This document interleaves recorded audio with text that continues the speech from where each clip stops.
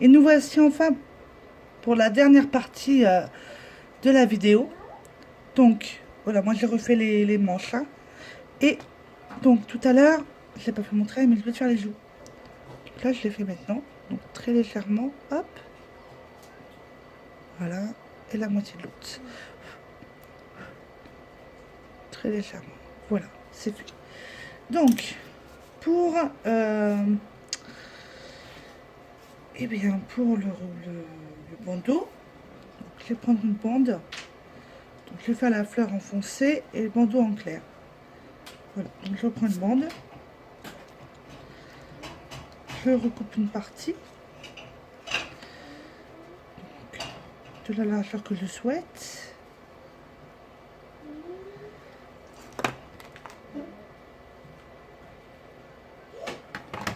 Voilà.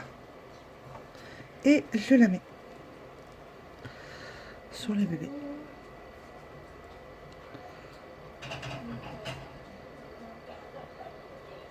Voilà. Je bloque en dessous en attendant. Et je le prends sur les deux bras. Hop, hop. Et ici. Donc ici, pour le bandeau, on va le ramener en dessous de la tête et on va couper. Attention aux excédents. Voilà. Hop. Et avec le shaper, on appuie tout doucement. Voilà. Tout doux, tout doux, tout doux. Les traces de doigts, je les enlèverai après. Après, le slipper, la trace de doigt, vous prenez le slipper, vous passez dessus. Et là, pareil, pensez à bien couper à ras-bord. Hein. Surtout si c'est un article à coller après. Voilà. Donc, on appuie un petit peu quand même. Voilà. Le bandeau est posé. Donc moi, je vais prendre une petite bande de foncé. Alors, moi, un petit morceau, peu importe. Hein, parce que moi, j'ai des bandes, vous voyez, des restants. Donc, je vais simplement faire des petites boules. Mon aiguille, elle est où? Il faut que je fasse gaffe parce que j'ai une aiguille à peu près. C'est pas la bonne, je pense pas. Elle est où? Si c'était la bonne. Alors, je prends l'aiguille, j'aplatis la boule et je la mets autour de l'aiguille. Vous voyez, c'est vraiment tout petit. Et là, on recommence. Alors, je vais regarder si on voit pas mieux maintenant la lumière.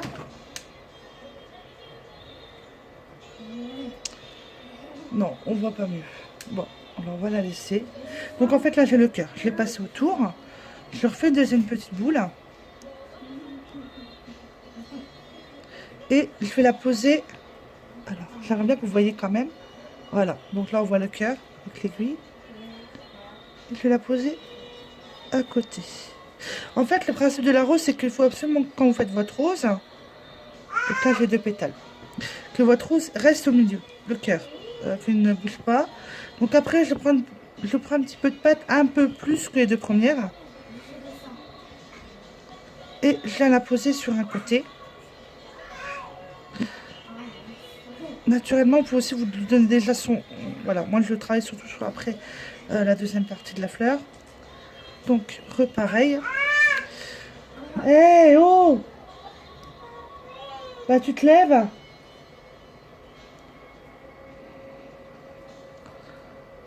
Donc, hop, le cœur, il faut vraiment qu'il reste au milieu. Vous mettez à chaque fois. Hop, et à chaque fois, vous essayez de prendre un tout petit peu plus de pâte. Et je mets. Ensuite, là, vous déjà commencez avec vos doigts ou avec un cure-dent de lui donner ce que vous voulez lui donner comme forme. C'est-à-dire plus fermée, plus ouverte.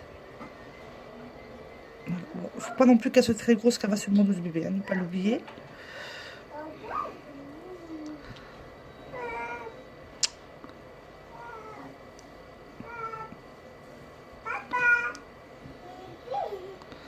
Alors, Voilà.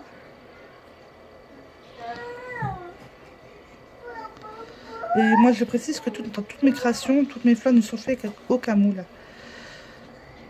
Donc, je crois que c'est sur ma veilleuse fée. J'ai dû passer plus de 6 heures à faire ça. Alors, des petites, des moyennes, des grandes, etc.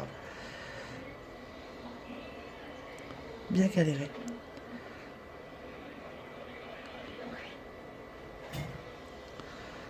Alors, hop, je vais tout finir. Je sais pas si vous voyez ce que ça commence à donner. Après, j'ai travaillé un peu sur les pétales, donc avec l'autre aiguille. La vidéo ne durera pas longtemps.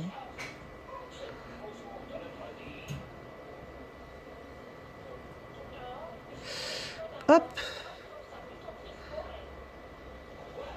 Quand ça fait ça, on prend un peu. Voilà. Donc, ensuite, vous obtenez ça. Donc, elle est vraiment toute petite. Donc, soit vous ouvrez un petit peu. Donc, moi, je vais reprendre mon aiguille, je vais enlever l'excellente batterie dessus. Ou soit vous fermez un petit peu. Moi, et je dessine les pétales.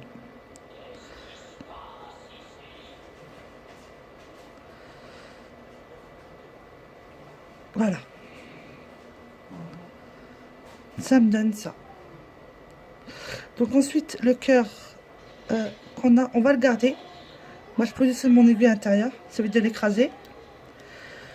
Et je viens la mettre tout doucement sur le bandeau. Je prends... Attends, vous bougez bientôt fini, je m'occupe de toi. Oui. Je prends, voilà, un autre sculpteur et voilà, je fixe dessus. Donc là, par contre, je vous dis franchement, l'idéal c'est d'avoir de la colle Fimo. C'est quand même plus pratique.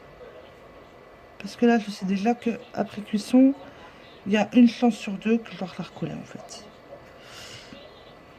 C'est pour ça que généralement, je fais toutes mes fleurs avant. Donc j'en fais pas mal à l'avance. Et après, je les recolle. Voilà. Oh. Alors, pour les doigts, il faut que je retrouve mon âme magique. Où est-ce qu'elle est? Elle est là. Alors, et elle est restée ouverte. Bon, là je prends ça. Voilà, tout simplement. Et bon, je vous avoue qu'avant la Fimo, je me lave aussi les mains avec. Donc pas de coupure, sinon je vous jurerai. Et je cherche un pinceau potable. Tac. Non, celui-là c'est un foutu. Est-ce que j'ai un pinceau quelque part? Donc je vais prendre un de mes pinceaux maquillage. Peut-être pas celui-là. Celui-ci. Je lave à la lingette. J'en reste plus à côté de moi, donc c'est bon. Et ça sert aussi très bien à laver les pinceaux. Donc j'en mets qu'un tout petit fond. Je mets dans mon pinceau, parce que vous allez voir, voilà. Pourtant je l'ai passé à la lingette avant. Donc je le nettoie bien.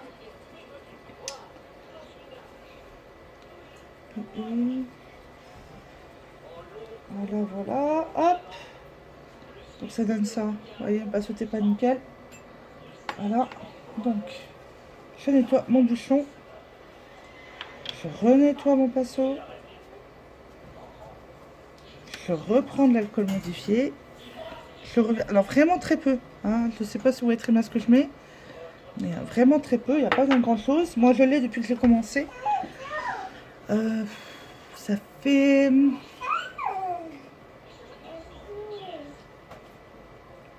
On va arriver... Ça fait un bout de temps. J'ai commencé par les faits en sculpture. Donc ça fait un bout de temps.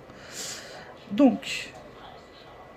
Bon, moi j'ai pas beaucoup de traces de doigts. Donc je cherche... je cherche pouvoir le passer.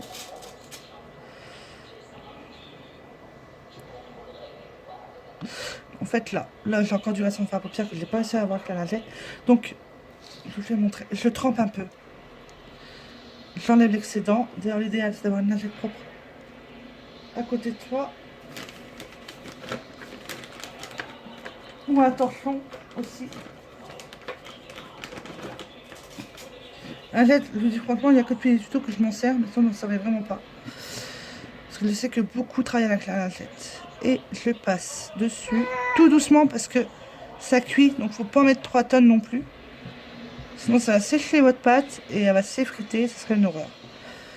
Donc il faut aller tout doux. Parce que vous allez voir, vous voyez, la couleur se trouve sur la lingette. Et je passe là aussi, il y avait des petits défauts de trous.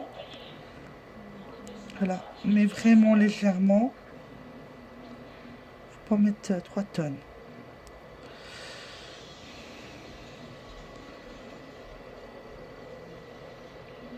Et là, ici, je l'avais vu tout à l'heure en travaillant. Hop.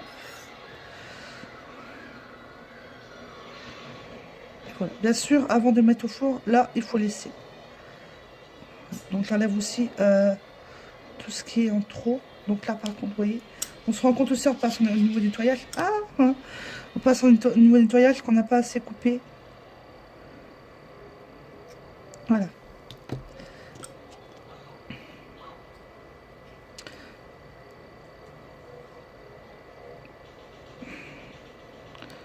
Voilà. Et ben, et au cou. Parce qu'au cou, en dessous, j'ai vu qu'il y a du violet qui s'est mis sur le menton. Quand la pâte fimo est cuite, par contre, quand on est en train de travailler sur le bébé, on peut se permettre d'appuyer sur la fimo cuite. Hein. C'est vraiment faire attention plutôt à la fimo qui n'est pas cuite. Voilà. Donc là, je prends la lingette, je passe en dessous. Hop.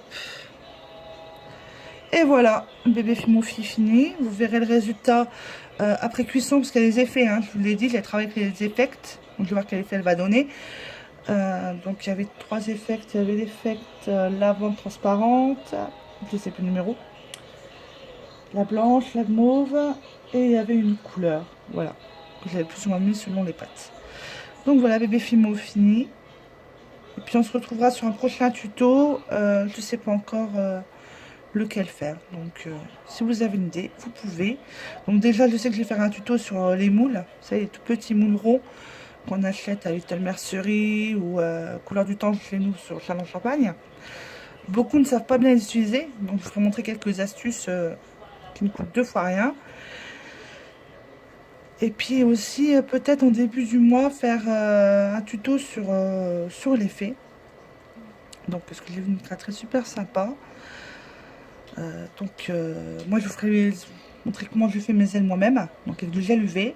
Et je vous ferai montrer aussi une autre technique qu'on peut acheter sur Little Mercerie qui ne coûte pas grand-chose. Voilà.